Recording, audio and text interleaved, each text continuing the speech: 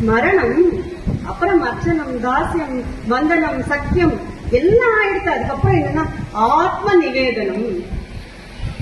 அப்படி பக்தியில கேட்டலின் பொருட்டு ஆத்ம நிவேதனம் பண்ண 2 பேரை நமக்கு தெரியும் ஸ்ரீரங்கத்துல. இன்றைக்கு நம்ம சொல்லுவோம், யாரு? ஆண்டாள் ஒருவர், இன்னொருவர் திருப்பானாழ்வார். இருவரும் ஜோதியாக ஒன்று கலந்த அந்த 2 ஆழ்வார்களை பற்றி நாம் இன்றும் சிந்திக்க வேண்டும். அப்படின்னா எதற்காக தெரியுமா? இந்த கலியுகத்துல இந்த கலியிலே நம்மளுடைய சர்வ பாபங்களும் எதனால் தெரியுமா நசிக்கும்? நாமத்தினால். ஒரு நாமம் சொன்னா போருமே.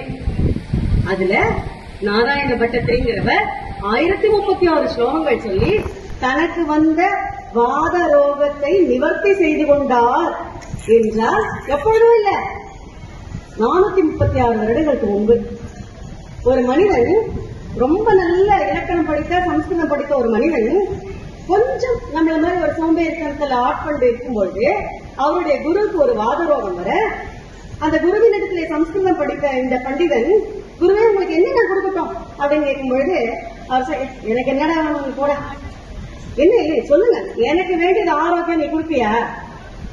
அதற்கு என்ன, என் ஆரோக்கியத்தின் இளமையும் தந்தேன் என்று ஒரு ஸ்லோகத்தை சொல்லி இந்த நாராயண பட்டத்தில் தன்னுடைய குருவுக்கு தன்னுடைய ஆரோக்கியத்தின் இளமையும் கொடுத்துட்டு, அவருடைய ஜரா, அதாவது ரொம்ப வயசாயிடுச்சு, மூப்பாயிடுச்சு, முடியல, முடக்குவாதம், அதை தனக்காக வாங்கி கொண்டார்.